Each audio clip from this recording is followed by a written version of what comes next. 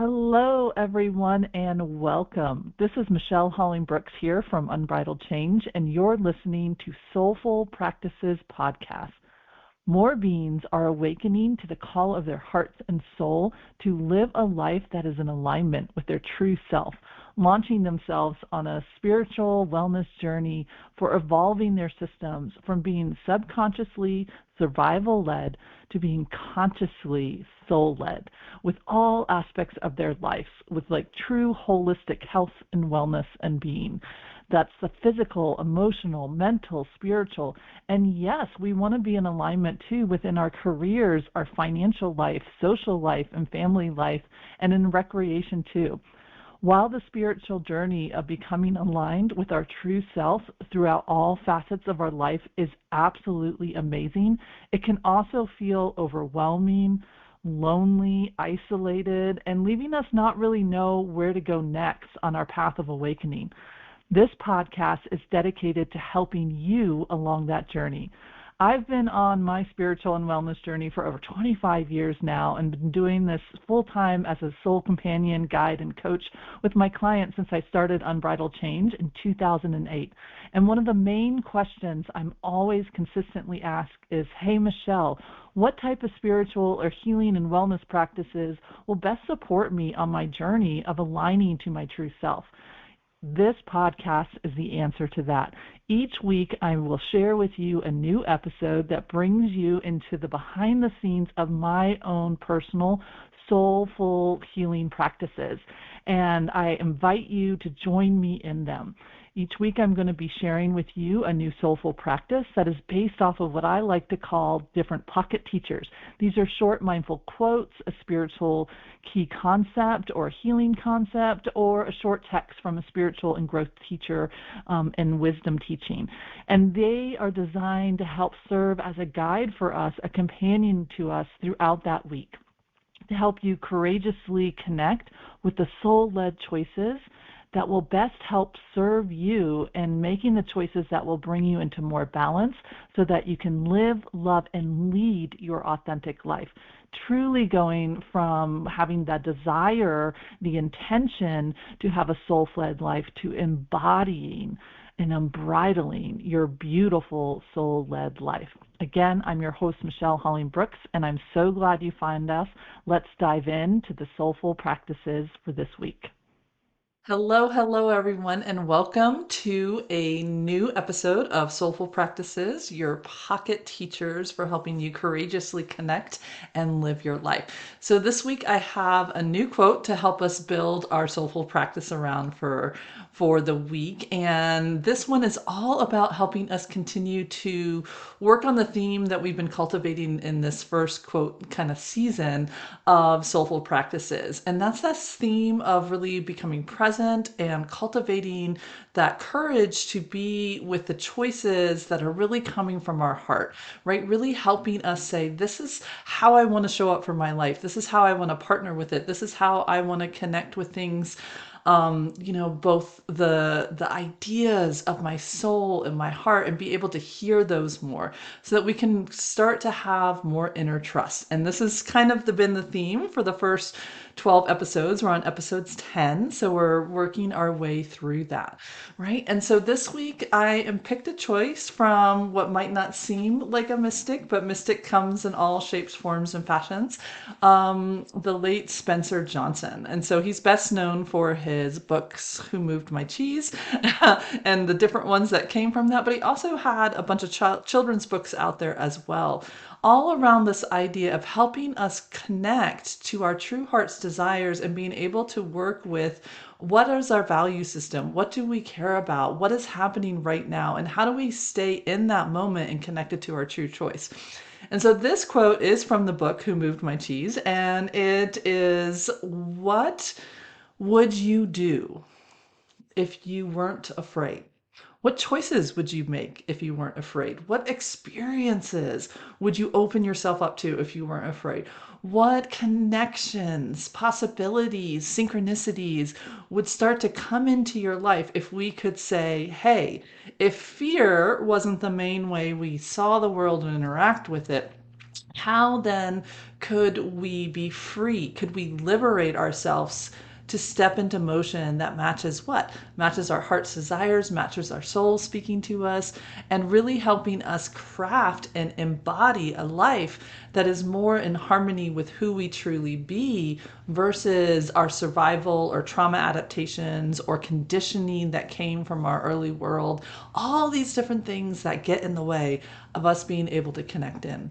And so one of the main things that I help my clients do when they come to me to learn the intuitive arts, to learn the healing arts, or on their own personal healing and growth journey is really one of the things that I say, hey, while we're working on developing your intuitive senses, while we're working on helping you to kind of release the trapped trauma tic-tacs that are in your body and holding you in disease, one of the main things that we're going to have to look at is taking a journey into discovering the inner workings of our hidden protective fears, our worries, and learning how to compassionately challenge the belief systems that come from them, right? Challenge what we call sometimes in our client work, trauma goggles, the way that we hear, the way that we speak, the way that we see, the way that we perceive the world, and therefore the way we perceive ourselves and how we kind of work within it. And that's going to be a huge part of allowing us to step into wholeness, allowing us to connect to hearing our true guidance versus hearing what are often called like soul-like parts, these mega caretaker protectors within us that have these belief systems that when we really kind of lovingly challenge them, we realize they're not our soul, they're not our heart's guidance, they're not truly what's wanting to come through. They're very well dressed up protectors within our system.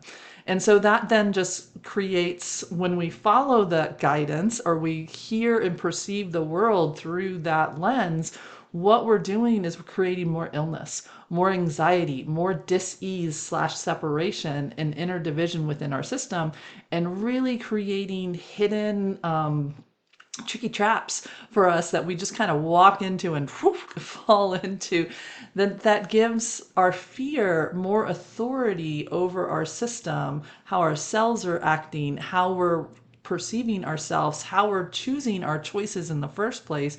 It gives more authority to those divisions within us than our hearts, whispers, and souls.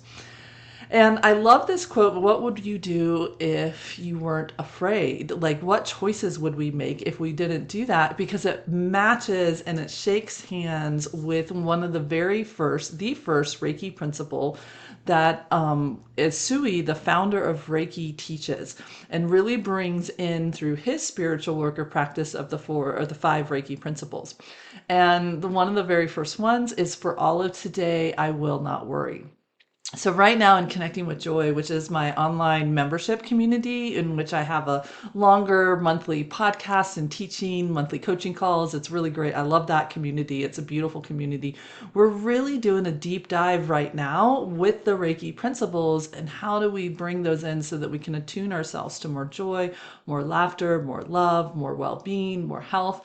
And this is one of the ones that we're taking on, and we're really looking to soften to, right? To allow us to feel into that. Why? Because just like the invitation of this quote and kind of this whole front season that I've decided to kind of launch Soulful Practices into is married with this first principle from Usui, which is, for all of today, I will not worry. He understood that when he was working with his students and trying to help them have more flow, more life force energy. That's what Reiki is. It's just life force energy, your personal divine essence and your vibration, and how that connects out into the whole and the whole within you, helping bring that in harmony into more wholeness and balance. That he understood that if fear is guiding our actions, we will always remain out of balance, because the fear is going to create a cause and effect feedback loop that continuously takes away, it bends the light, so to speak, within us to restrict it, to be afraid of it, to brace against it, and to even pull ourselves out and separate us from that flow of what we want to be with. And so when our heart keeps sending us the nudges that says, hey, let's get back into balance. Let's take on this fear. Let's move towards that. Let's turn around and tend to it. Let's allow ourselves to have the fears, the worries, the concerns be beautiful messengers within our system to help us work with the distorted belief systems that are no longer serving us. Instead, our heart keeps sending those messages over and over and over, right? It's trying to get our attention. It's trying to bring us back into balance. But what's happening instead is that we have these protective mechanisms that are distorting them, hobbling us from believing in ourselves and having the ability, the momentum that we need to actually like follow suit and follow action. So just this past week, I had a client ask me, which kind of spurred this one on, is like, hey, Michelle, so I get this. I really am understanding. I'm starting to be able to see my fears. I'm even starting to be able to like discern the difference between that protective part of me and what my heart might be asking me to do. And I can even feel my own personal self being like, okay, yes, I really want to move towards this direction. I don't want to be hobbled anymore over here. I don't want to be stifled from, courageously following my own path. But I have parts of me that are legitimately still in fear. I have little wounded parts of me that are scared. I have parts of me that are nervous, and maybe upset and really doubting whether this is like gonna work out well. And so what do I do then? Like, what do I do when I have these fears that are still present? I can see and start to connect with my soul's guidance coming in, but the fear is still there. And, how do I compassionately move forward without just like going tra la la, bypassing all these other tricky traps that we can fall into? And I love this question because it's so grounded, it's brilliantly grounded in the truth that we are a whole being that has all these different paradoxes within us. Parts of us are ready to go see that soul's guidance. They're like, yes, I'm going to do that thing. And then parts of us are like, heck freaking no, arms crossed, not happening. You're going to drag my dead carcass towards that choice. And even if I can derail you, that's what I'm going to do, like in that saboteur in the shadow kind of a stuff. So what I like to do is one, just acknowledge that fear is always part of us because it's part of the whole of us. And so I like to augment both of these two statements to kind of really bring us into what would I do if I didn't have the authority over my choice housed in fear? What would I do if for all of today, I'm going to tend to the worry and move with faith and trust, right? Like allowing myself to say, yes, this is here and the other is here too. Because the truth is, every time we go to do something new, every time we step out on that ledge of what our soul is guiding us to do. So for in a professional world, every time you want to create something or come up with a new idea. So for me, that would be writing a new blog, recording a podcast, hopping on a podcast as a guest for somebody else where I'm exposing myself to, like somebody else's field and audiences that I don't know. Every time I do that, there is truth in like this little voice in the back of my head is like, oh, Michelle, what if you mess up? Oh, Michelle, what if you stumble over your words and you get caught off guard by a question, or you do the weird name thing that you just can't, handle? Or what if somebody, takes offense to what you're saying and they take it in their system and they write this whole story about it that wasn't what your intention was? What if you get discredited or humiliated in some way, right? And this isn't just in a professional setting. This can pop up when I am like sitting on the sidelines of my girls' like sports events, right? Like, and I'm talking to the other parents and family members and friends, like, well, what will they think of me? They don't know who I really am. What if I, all these what ifs, these little fear parts of us just chatter away, chitty chitty chat chat in the back of our system, and they're real. So, how do we work with them? How do we keep moving courageously towards connecting in and hearing that guidance and seeing it without the filters on top of it? One is to acknowledge that these fears of humiliation, belonging, acceptance, they're going to follow us into everything we do to some degree because they're survival in nature, right? This is what always just really this is one of the things that I really want to help the clients that I work with understand because it's so liberating. When we realize there's just going to be that part of us that's going to be rocking in the corner, talking smack, going to be rocking in the corner saying that's not going to work, going to be rocking in the corner trying to like bring in like imposter syndrome and self-doubt and perfectionism, all the different ones that we've talked about so far leading up to with this one. Those are just going to be there. The question is, one, how much volume do they have? And then two, how much authority do they have within our system? Are they just like the little annoying buzzing fly around, or are they up front and center and screaming at us?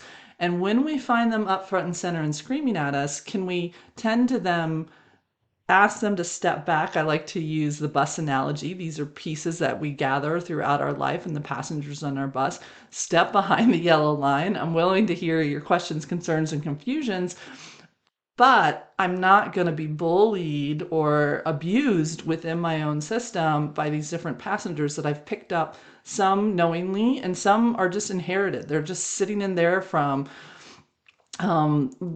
different parts of my parents, of my community, of my ancestry, different, depending on your belief system, different lives that you've had. We've got a lot of passengers on this bus back there, and they do just sit in the corners and chitty chitty chat chat, right? But the more we have center within ourselves, and the more that we can say, okay, fear, pull up a chair. I'm willing to talk to you. I'm willing to even tend to you. But I also am not willing to give you the authority of my choices. That lies within me and my conscious choice. Now we're cooking with grace, right? And we're able to start to move forward and compassionately allow those other parts of us to kind of be there. There's also this saying that comes from my spiritual director that I really love, that I've held on for a very long time. The greater the light, the greater the shadow, which means the more I'm actually on track and following and working with my soul's energy, the kind of louder the volume of that piece in the corner that's rocking away, talking smack is going to get. And it's kind of become almost this beautiful litmus test for me. Like when I know I'm really in the zone and I've heard it really clear, it's like right on the heels of that is this little bit of a kind of protective tidal wave that if I just kind of let it wash through and then settle, I can work with the ones that really truly might need to be worked with. But everything else, I just kind of let it wash through, settle, and then go, okay, that was just a fear showing me that I'm about ready to step into empowerment. That's showing me that I'm on the right track and I need to keep moving, right? So yes, it's great to have a pause because we don't want to take these two sayings, for all of today I will not worry, or what would you do if you didn't have fear guiding your choices? We don't want to go into just reckless abandonment, right? We want to have beautiful pauses, reflections. Hey, what's here? What's really something that I might need to tend to, slow down, address, so and so? And then how do I move forward? So that's always my advice to this beautiful client that asked the question. And then to you guys is like, just ask it to pull up that chair. Ask it to be there present with you. Let the wave come in and out without attaching to any of the smack talk. And then if there's something truly left that has its hand raised, it's like, I think we need to look at this, or there's a wounded part of me that's just really tender and it needs a little bit of support and some love and some care. I can do that and give that to myself, then also say, okay, and what else is here?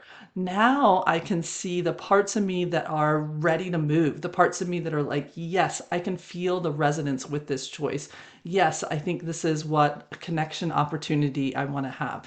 Yes, I can just sit and breathe and not go into all these survival responses of fawning and people pleasing and self-abandoning and all these other things. I can actually choose to stay in the pocket and to be with it. And so what then happens is the level of clarity of our intuitive senses, of our being able to hear our heart's choices, nudging us to bring us back into wholeness, that starts to become stronger and stronger and stronger. Because what happens is when fear has the authority within our system, we are paralyzed, right? We are cut off from moving in any direction. We can see the choice. We maybe even want a choice, but we can't click it. We can't say, yes, body, move into motion with this. It locks us down to the point where we can just stay stuck, grinding gears, running in the same place, or even collapsing down to where we don't make any choices at all. One of the most common things that I think happens when I start working with a new client and they realize that one of the main ways that I work is through questions. Beautiful soul-led questions, questions that are designed to engage, not just tell us, oh, this particular pressure point is out of balance, or this system or this element within me is out of balance and it needs this, or I need to replace this thought with this thought, just simple black and white paint by numbers kind of a thing. The way that real healing can often come forward is by beautiful questions, questions that lead us into a dialogue, that lead us into a true connection with our system versus just treating it like a switchboard, right? There's a reason our system has done what it's done. And if we just treat it like a switchboard and we take out that connectivity, we take out the consciousness of it, then what we're doing is really turning our system into either you do what I want or you don't do what I want. And then that's just like an arm wrestling match. It doesn't feel good. We get appeasement. We can bully our system into giving us a response. But that's all it is an appeasement for a short amount of time, and then the system reboots itself back to its original operating procedure. Why? Because it thinks that's the way it needs to work, right?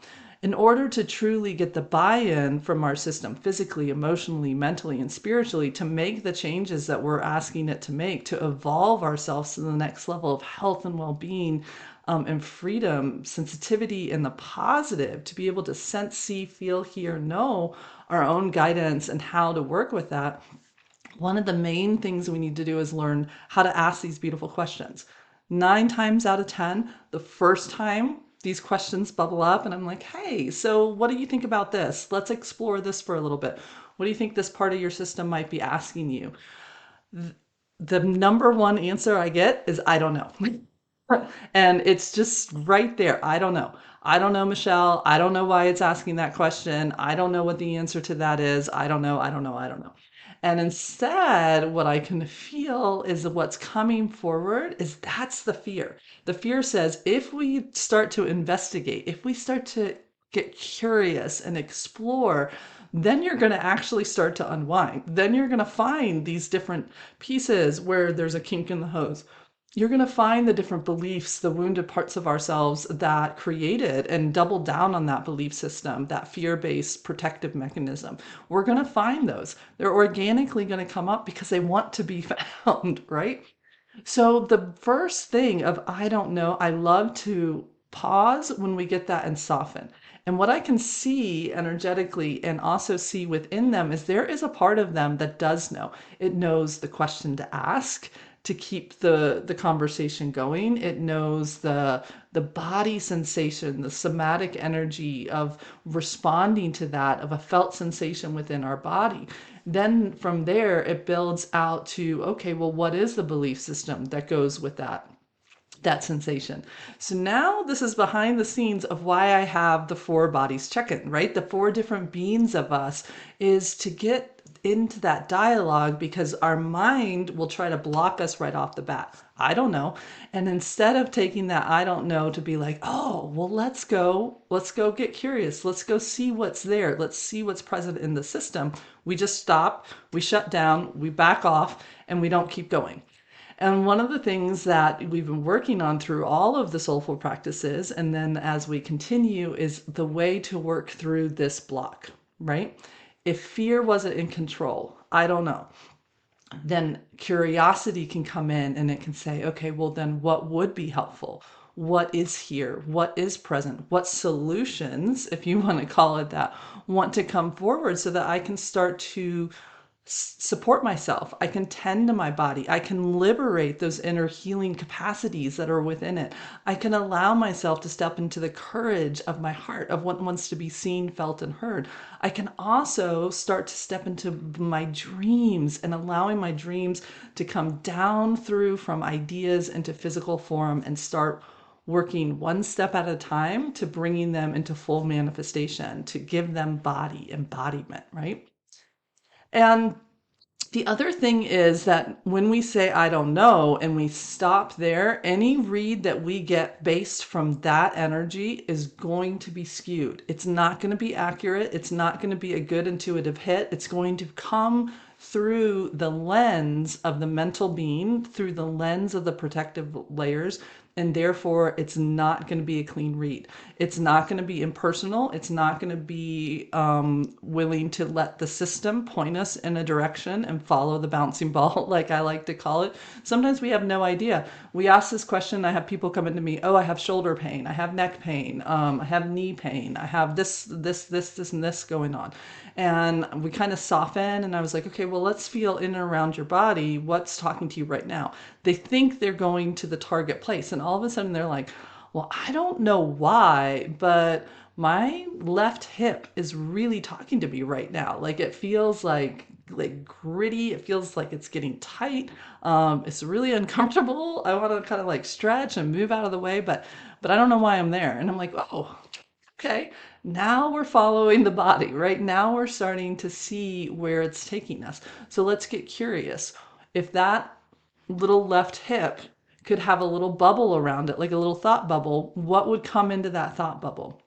And then from there, we can follow the breadcrumbs, right? As we begin to unwind and work with it.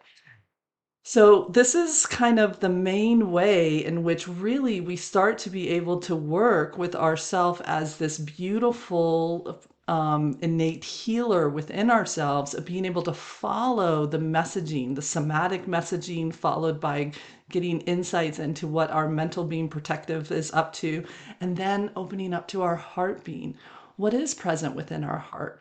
What does want to be seen, felt, or heard? If we weren't afraid of what's in this heart, if we didn't feel like the wounded parts of us are going to just take us out and like swamp us in emotions, if our mind could start to realize that, hey, emotions are not the enemy here, they're just part of the equation. And if we can just ride that wave with them, then they will lead us. Where are they going to lead us? To the part of us that needs to be tended to the questions that our soul wants to acknowledge, so that we can liberate ourselves from that kink in the hose and get more flow into our system.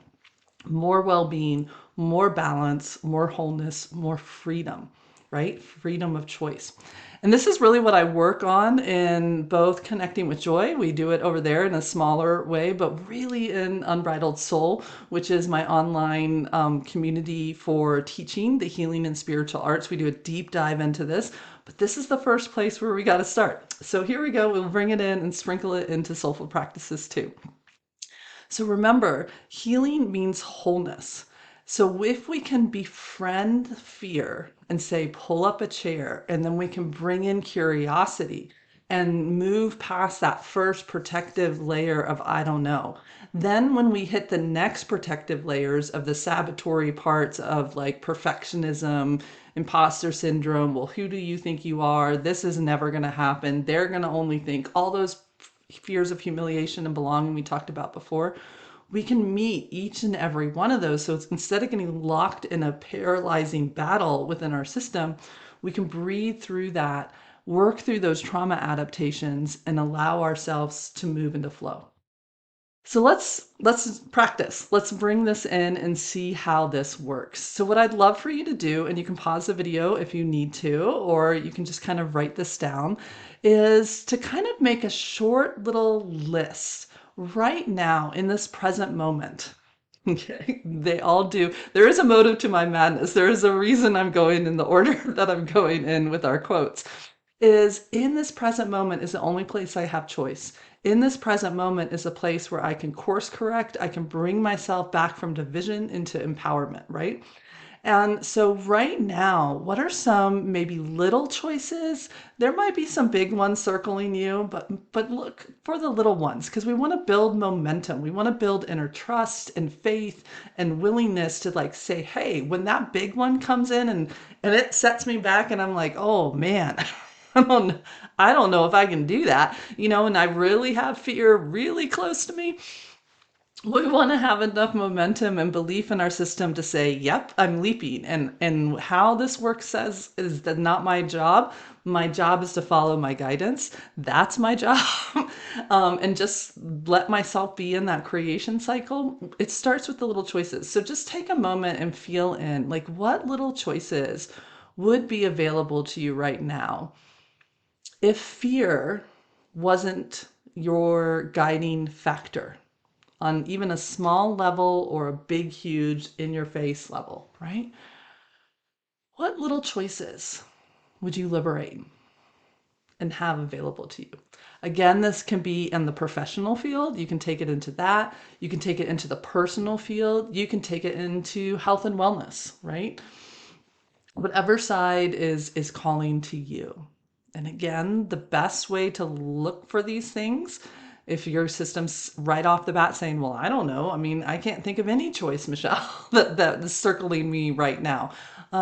Look for the procrastination, a choice that like came into your head that said, hey, go do this. And for some reason, we don't need to know why yet, but for some reason you just haven't done it. Keeps getting bumped down the list, right? Or look for the ones that have the self-doubt around it, the imposter syndrome. Who do you think you are to have that idea? Oh, they won't care about wanting to meet you for coffee because da da da da da da da. Or I can't release this blog yet because it doesn't have blah blah blah blah blah. Or I can't call this person because I don't know exactly what they're going to say. So that's that perfectionist fear, right? Maybe it's even ridicule, like a self-ridicule part. Oh, that's such a stupid idea. Why would you ever think anybody would like that? Why would anybody ever do that? So these are all protectors, right? And these are clues that there is an inner battle happening between what your heart and soul is nudging you to say, hey, this will bring you balance. Hey, this will bring you more freedom. Hey, this will help you expand and grow and be more in your flow of who you truly be. Or this is the way to stay small, stay safe, stay protected. And they're just clashing. And so we want to write down that list. So in the interest of the recording, I'm going to keep moving, but again, feel free to pause. So I want you to take a look at that list and do what I call soft eye. So instead of mentally trying to figure out which one on this list is the best one to take into this next week of just really saying, okay, I'm going to move forward with this and I'm going to let it see where it takes me. I'm going to let it see how even probably the rest of that list is going to get support, right? If not resolved, if not movement at least, right? Because we believe in the laws of the universe. What is in one is in the whole. And so when we put our focus and our attention on one thing, that creates flow into the whole thing, right? Hence the whole framework of the practices that I give you. So ask your thinking mind to step back. Don't logically try to be like, well, this one has a due date of here or blah, blah, blah. We're going to throw that all out the window. Thank the beautiful thinking part. Say, thank you so much. Please step back. That's not what we're up to. Instead, I want you to look at that list. Just kind of close your eyes for a moment. Say a little prayer of what would be the best place for me to start for my overall balance? What choice would be optimal for me to work with at this time? Go ahead and open your eyes and just see on that list where it goes. And just put a little circle next to it. And even if your eye is like, ooh, I'm dancing between 2 points, you put a star next to each one of them. But we're going to try to ask it to narrow it down to the first one. And if it really won't, then put a comma and do both. Right? And so now that you've got that list, let's do our 4 bean check-in. So insert right here, I would like to bring my attention to this week of working with this action step, whatever is on that list, whatever choice that is that wants to come through, of matching my actions with that choice and that guidance that I feel coming forward for me right now in this moment. And so just feel in and around your body. Again, don't try to like logically say, well, I think this is related to this part of my body, or it should feel this way in my body. Ask all that to step back. What sensations? And realize, remember, you can have more than one. So maybe I have a part of my system that feels like, oh, relief. She heard it. He's working towards that piece, whatever they're up to, they're moving. And so now we're excited, right? And so maybe it feels like a sigh of relief and a bubbling of like forward movement and flow starting to come back in. And at the same time, maybe you feel a restriction, a tightening, like a collapse energy inward almost happening in a different part of your body. Both can be true because remember, we're more than one thing and we have more than one emotion and we have more than one part of us. So just write them down, hold it, and now we're going to get curious. If that sensation had a little thought bubble around it, what might it be saying? Just sense, see, feel, hear, know, however your system works best for you. Just really bring in that grace of curiosity. If this thing could talk to me, what would it be telling me? What's its story? What's its fear? What's its worry? If I move forward with this choice, then that might expose me to dot, dot, dot, dot, dot. If I move forward with this choice, what if dot, dot, dot, dot, dot, right? Just kind of get a lay of the land, right? And when you're ready, just inviting those beautiful pieces, thank them for sharing their thoughts, their fears, their worries with you. And then ask them to step back a little, give you a little bit more space, because now we're going to open to that heartbeat. We're getting another layer of this reading. And in that heart space, sometimes it helps to put the hand on the heart space, take a few beautiful breaths, and really say that prayer that says, I do want to know what else is here. So, what hidden expectations might be feeding into these fears? This is where, if there's a little wounded part, this is where you normally find it. You feel or you see that younger one, or that I call them the hoodie ones, the teenagers that have just been disillusioned and disappointed, right? Maybe those adult ones that thought they were on track and then realized they feel like they got blindsided and their knees knocked out from underneath them, right? Just see what's there. And realize this is also where a dialogue starts to happen, a question, a concern. And can we answer that? Oh yes, that was true. That did happen to us. That was painful, that was harmful, that was scary, that was overwhelming. Connect with that piece. And what else might it need? And this is where maybe you start to feel into the parts that are bubbling, the parts that are there to support us. So now let's call in that beautiful soul being, however you connect to that, whether you call that your wise one self, your higher self. Side note, I don't use that term, but we'll talk about that on a different time. But that inner wisdom part of you, your true self, the sacred witness within, let it guide you. And know that this beautiful soul usually asks questions. What if we could lean into that a little bit more? What if we could see that there could be another possibility? What if that was true then, but it might not be true now? And it's going to start to have a dialogue with you. Just sense, see, feel. Maybe a random image comes in. You're like, why am I going there? Just follow the bouncing ball.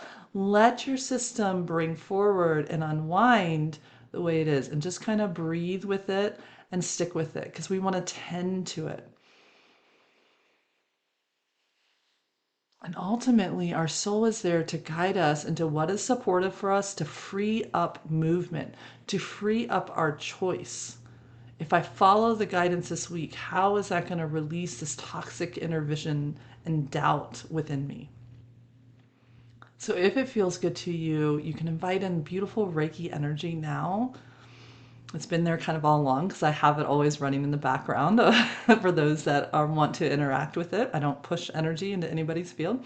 But just if that feels good to you, invite this beautiful Reiki energy in to help tend to the areas of your whole being, physical, emotional, mental, spiritual, that need support at this time.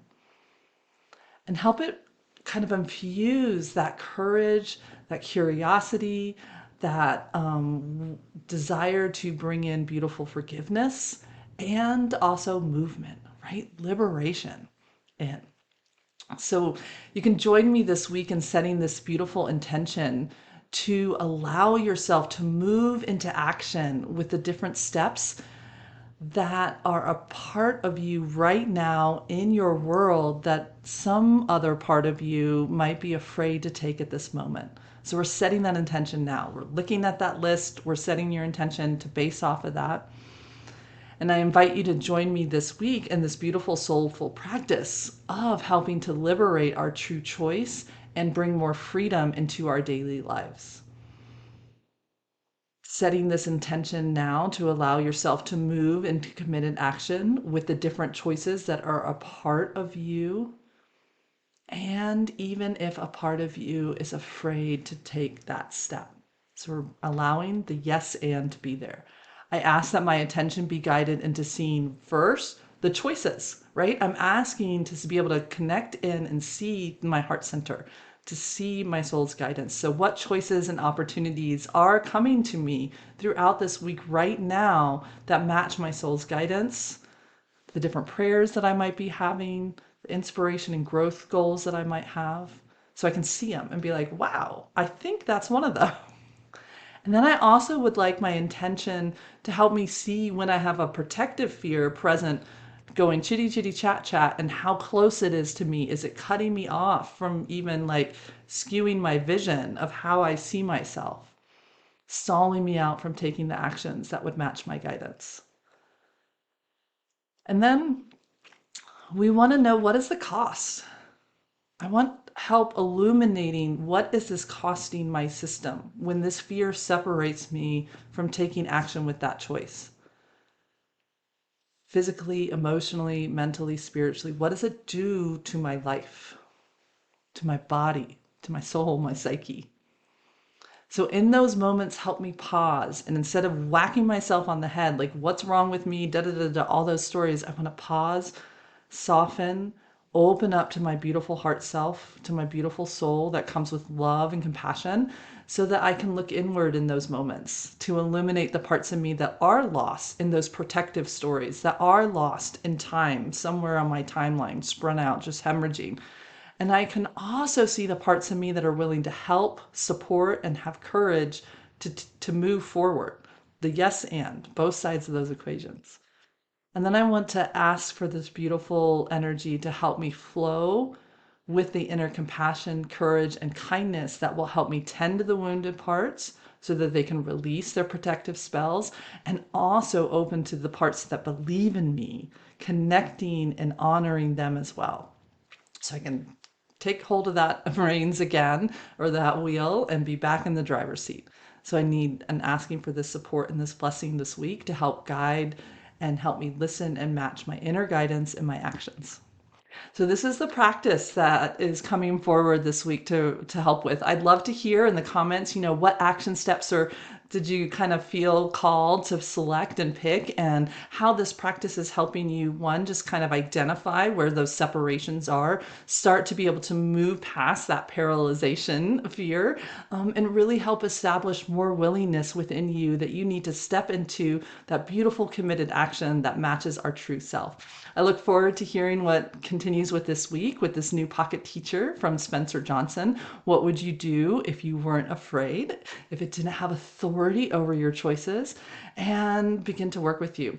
Also, if you would like to dive into a deeper container where you work directly with me, right now I have, we've opened enrollment for Unbridled Soul Level 1. So I only open up Level 1 once a year into into inviting people into discovering those foundations of self, working one-on-one with me, getting to be with me in private coaching sessions and in a small group cohort. And so it's like the best of both worlds. You get to learn the skills and you get the guidance and support as you're working with that. So if that's interesting to you and it's calling to you, definitely check in the show notes below and you can check out that, get on in the page, read all about it. And if it's really calling to you, sign up for a free little consultation where we can see if it's a great next step for you on your healing journey. And if so, I'd love to see you over in Unbridled Soul. If not, I love having you in this beautiful container of soulful practices, and I hope that it's helpful to you.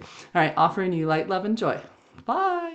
Thank you again for joining me in this episode of Soulful Practices. I'm honored to be a guide for you on your spiritual and wellness journey.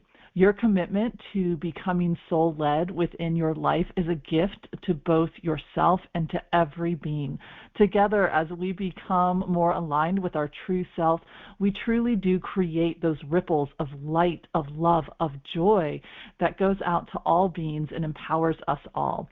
So please share what parts of this practice spoke to you. Share with us your ahas or how this practice is working with you throughout the week as you go throughout your daily life. And don't forget to subscribe to this podcast so that you can stay up to date with the next soulful practice and pocket teacher that wants to help you create that courageous connection to your soul-led life. If you feel called to share this podcast with your friends and family or to write a review, please do so, because it will help increase that beautiful circle of soul-led companions throughout this world. Together, we can create a beautiful, soulful conversation, connections with others, and help each other on our journey. Like Ram Dass says, we are all just walking each other home. Again, this is your host, Michelle Holling-Brooks. Until we meet again in the next Soulful Practice episode, offering you a blessing of light, of love, of joy on your journey.